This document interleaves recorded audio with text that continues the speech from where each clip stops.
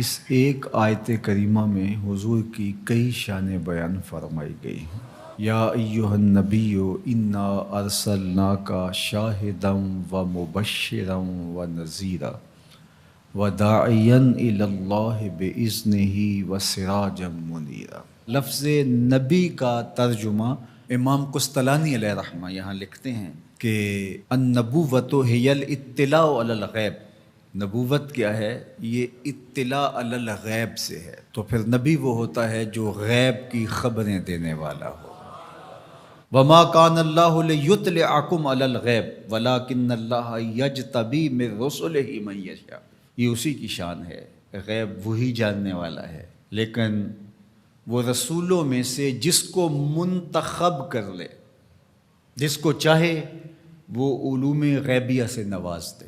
تو دو لفظ قرآن مجید میں استعمال ہوئے، الا من ارتضی من رسول، رسولوں میں سے جس پر وہ راضی ہو جائے، ولیکن اللہ یجتبی من رسلہ من یشاء، وہ رسولوں میں سے جس کو منتخب کر لے۔ تو اجتباء اور ارتداء دو چیزیں ہیں۔ اب حضور کے مبارک نام پڑھیے، حضور کے ناموں میں سے ایک مرتضیٰ بھی ہے، ایک مجتبیٰ بھی ہے۔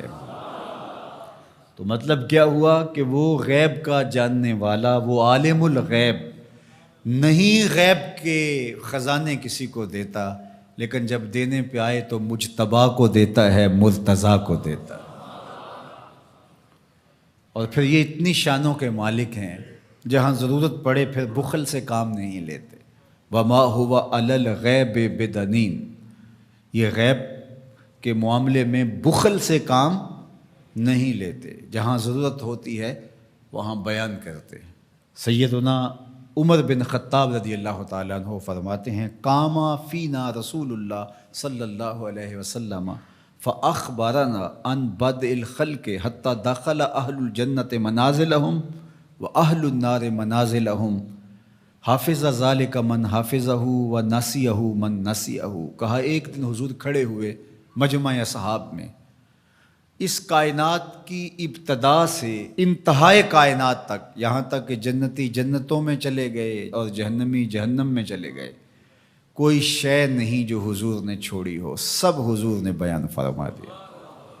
اب ایک سوال پیدا ہوتا ہے، تھوڑے سے عرصے میں اتنا کچھ کیسے بیان کر دیا؟ تو یہ حضور کی شان بلاغت تھی، اور بطور معجزہ حضور علیہ السلام کو یہ شان دی گئی تھی۔ تو فرمایا، یا ایہا النبی، اے غیب کی خبریں دینے والے، انا ارسلناک، آپ کو ہم نے بھیجا ہے، آپ کو ہم نے بھیجا ہے۔ یا آپ کسی کو بھیجیں اور اس کی کوئی عزت نہ کرے تو آپ کہیں گے تم ہوتے کون ہو، اس کو ہم نے بھیجا تھا۔ اللہ کہتا ہے محبوب تجھے ہم نے بھیجا ہے۔ تو یہ اللہ کی طرف سے فرستادہ ہیں، اللہ کی طرف سے بھیجے گئے ہیں، یہ اللہ کے نمائندے ہیں، اس لیے حضور کی آواز آواز حق قرار پائی، حضور کا بولنا اللہ کا بولنا قرار پایا، حضور کا حکم اللہ کا حکم قرار پایا، حضور کی اطاعت اللہ کے اطاعت قرار پائی۔ تو اس لیے جو محبوب کی بات مانتا ہے وہ رب کی بات مانتا ہے، اور جو حضور کا انکار کرتا ہے وہ رب کا انکار کرتا ہے۔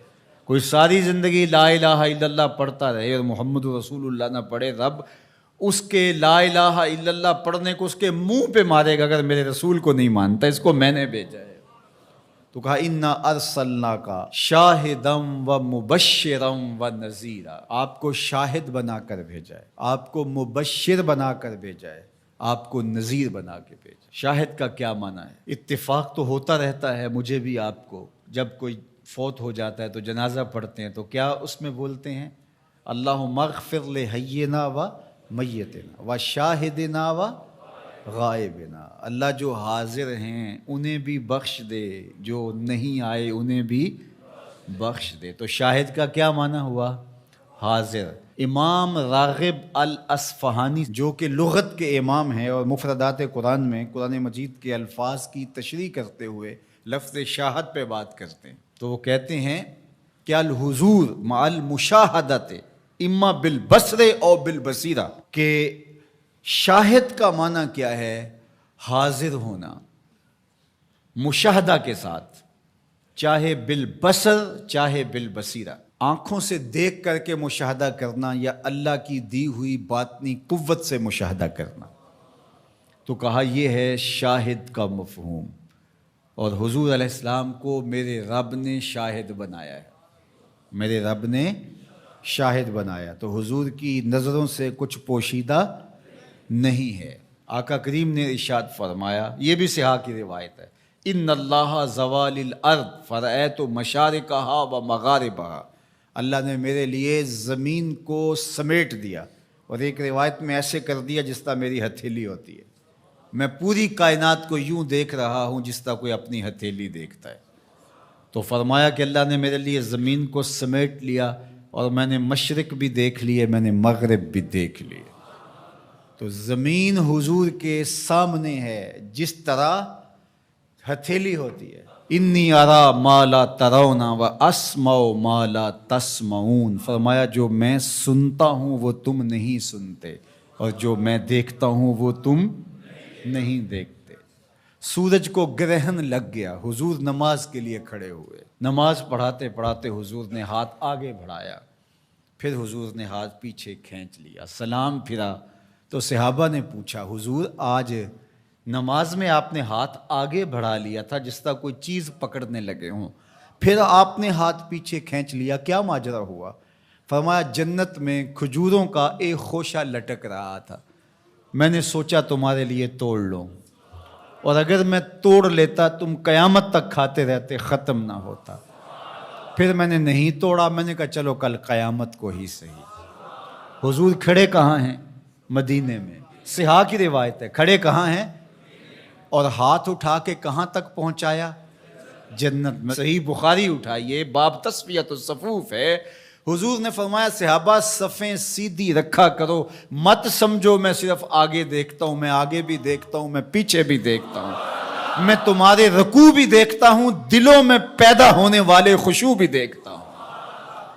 اے فروغت صبح آثار و دہور، چشم تو بی نندائے ما فی الصدور، انا ارسلناک شاہدا، محبوب ہم نے آپ کو شاہد بنا کے بھیجا، و مبشرا، ہم نے آپ کو مبشر بنا کے بھیجا، خوشخبری دینے والا، نیکوکاروں کو جنت کی بشارت دینے والے، اہل ایمان کو اللہ کی رضا کی بشارت، جنت کی بشارت دینے والے، یہ حضور کی شان ہے۔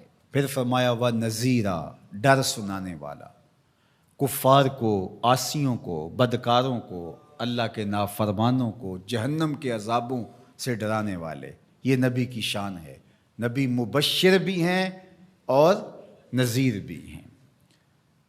وَدَاعِيًا إِلَى اللَّهِ بِإِذْنِهِ، اور اللہ کے اذن سے اللہ کی طرف بلانے والے، اور جس طرح میرے حضور نے بلایا ہے، یہ تاریخ کا انوکھا باب ہے۔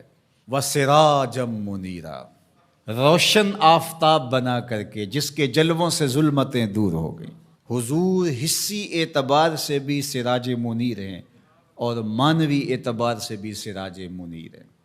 معنوی اعتبار سے اس طرح کہ ظلم، شرک، کفر کے اندھیرے حضور کے آنے سے مٹ گئے، ناانصافیاں ختم ہوئیں، اور حصی طور پہ حضور کے مبارک بدن سے نور نکلتا تھا۔ تو ذرا اس آیت کریمہ کو دیکھیے، ایک آیت میں حضور کی عظمتوں کے موتی پروئے ہوئے۔ یا ایھا النبی انا ارسلناک شاہدا و مبشرا و نذیرا وداعیا الی اللہ باذنہ وسراجا منیرا، زیراں زبراں شداں مداں شان اودی وچ آئیاں، عاماں لوکاں رمز نہ کوئی، خاصاں خبراں پائیاں۔